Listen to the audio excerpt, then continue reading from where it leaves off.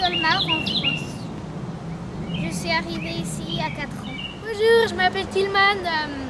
Je viens de Colmar et je suis venue aux États-Unis il y a 5 ans. Bonjour, je viens de Paris et je suis ici depuis 2 ans. Je viens de Normandie.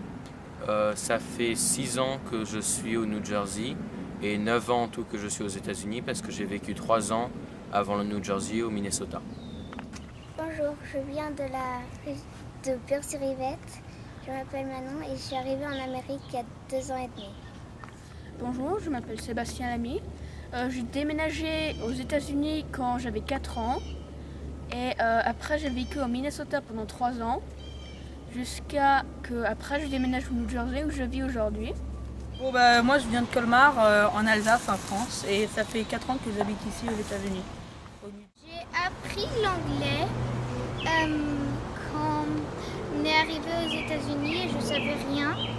Après j'ai eu mes cours d'anglais un mois avant l'école a commencé. Ça m'a aidé beaucoup mais pas assez, alors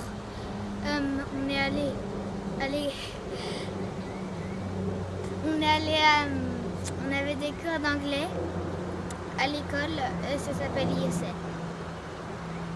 J'ai appris l'anglais en un mois. Pendant les vacances, tous les jours, j'avais une prof spéciale qui venait m'apprendre l'anglais.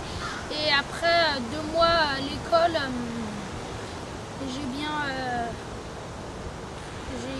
aucun problème sur l'anglais.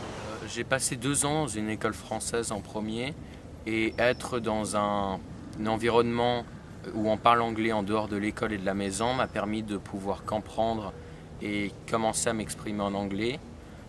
Puis la 3e année, j'ai été mis dans une école complètement anglais qui m'a permis de perfectionner mon anglais et de pouvoir parler anglais très bien. Les cours d'ISL cette année-là et la prochaine année m'ont aussi aidé. J'ai appris l'anglais en ayant des cours d'ISL à l'école. Et j'ai appris l'anglais en à peu près 6 mois. J'ai appris l'anglais par une maîtresse à l'école française où j'étais allée au début quand j'ai déménagé aux États-Unis. Et chaque jour, durant des cours, elle m'amenait dans une différente salle de classe et elle me montrait des cartes avec des différents dessins. Et je devais mémoriser les mots et peu à peu, j'ai commencé à apprendre l'anglais. Alors au début, quand on a déménagé, je ne connaissais pas un mot d'anglais et on a eu des cours privés. En fait, c'était pendant les grandes vacances. Et puis après, à l'école, il y a un programme, ça s'appelle ISL, English as a Second Language. Et en fait, c'était super parce que c'était en fait pendant les cours, ils te sortaient et ils t'apprenaient l'anglais. Et après, en commençant sans connaître un mot, je pense que j'ai appris en 5 mois à commencer à vraiment me sentir confortable avec la langue. Ce qui m'a aidé le plus, c'était ISL. J'avais des cours d'anglais à l'école et ça m'a aidé parce qu'ils m'aidaient pour les devoirs. Les classes d'ISL à l'école pour les personnes spéciales qui viennent d'autres pays. Ma grand-mère avec son dictionnaire anglais-français. Et aussi la classe d'ISL. Parce qu'on faisait des petites fiches avec le mot en français d'un côté et le mot en anglais de l'autre côté. Et puis ça m'a bien aidé à savoir la traduction pour bien les utiliser.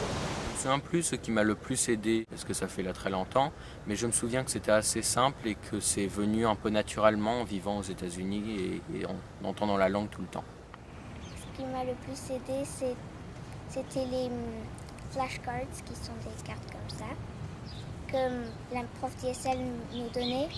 Et il y avait écrit le mot en français à l'arrière et le mot en anglais à l'avant. Ce qui m'a le plus aidé, c'était un garçon américain qui a vraiment voulu... C'est tous les garçons américains là-bas qui parlaient un peu français aussi. Et pendant qu'eux, ils devenaient mieux au français, moi je devenais mieux en anglais. Et eux, ils m'aidaient à apprendre l'anglais. Moi, je les aidais à apprendre le français. Alors en fait, le truc qui m'a aidé le plus à apprendre l'anglais, c'est être entouré par des gens qui parlent anglais tout le temps. Parce qu'en fait, j'étais dans une école publique américaine. Donc il n'y avait pas de français, rien du tout. Donc j'étais obligée à apprendre l'anglais.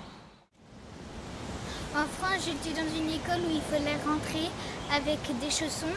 Et à Summit, on peut garder nos chaussures. il n'y a pas autant de gaz que je croyais. Surprise, c'est la différence de l'apprentissage de la musique à l'école. Ici, on peut apprendre tous les instruments à peu près, alors qu'en France, des fois, tu as le choix de la flûte, mais c'est très rare. Qu'on ne pouvait pas se toucher en Amérique. À chaque fois qu'on se touche, et les maîtresses nous disent quelque chose qui est hands to yourself, qui veut dire gardez vos mains, touchez pas les autres. Ce qui m'a le plus surpris, c'est la gentillesse des gens là-bas, spécialement d'un garçon qui a absolument voulu devenir mon ami. Donc il a appris le français en un temps record, quelques mois à peine, et c'est aujourd'hui mon meilleur ami.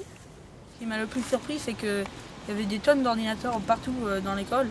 Ils ont même une salle exprès pour les ordinateurs et c'était tous des ordinateurs flambant neufs. Et puis dans chaque classe, ils avaient un projecteur et tout, alors que moi, quand j'étais en France, en fait, tout ce qu'on avait, c'était un truc tout nul qui servait à projeter une seule image à la fois sur le mur. Et puis là, on avait un projecteur et puis 3 ordinateurs par classe à chaque fois et c'était super cool. Les copies de Intro to Technology où tu construis des objets avec des projets et tu utilises des scies. C'est à peu près la seule classe où tu peux utiliser des matériaux aussi dangereux que des scies ou des machines à percer. C'est la classe de sciences parce qu'on fait beaucoup plus d'expériences et on peut beaucoup plus toucher ce qu'on est en train de faire comparé en France où c'est juste des leçons où on prend des notes. Dans le système américain, j'ai découvert qu'il y a beaucoup de cours plus originaux. Par exemple, en middle school, donc en collège, il y avait un cours de E2 où on apprenait à faire par exemple des Lego Robotics, ce qui veut dire des robots à base de Lego où tu avais une petite brique qu'il faut les programmer et après tu mettais des Lego dessus et on faisait des compétitions où il y avait des challenges. Ce que j'aime le plus à l'école, c'est mes amis, des personnes très gentilles et Ce que j'aimais le plus à l'école, c'est que en France, d'habitude, on a un livre et puis chacun doit écrire ses notes à lui-même. Et c'est juste le prof qui parle, qui fait son cours. Alors qu'aux États-Unis, chaque prof, en fait, ce qu'ils font, les notes, ils les impriment sur un papier et puis ils te donnent le papier et tous ces papiers, on les garde dans un classeur. Je trouve que c'est beaucoup mieux pour apprendre, c'est plus facile. Parce qu'à la place de se faire chier à écrire pendant le cours, tu peux écouter et essayer de comprendre à la place de juste écrire et essayer de ne pas rater un seul mot de ce qu'il a dit. Good luck. You'll do great. Don't worry, it's easy. Good luck. You'll get used to it.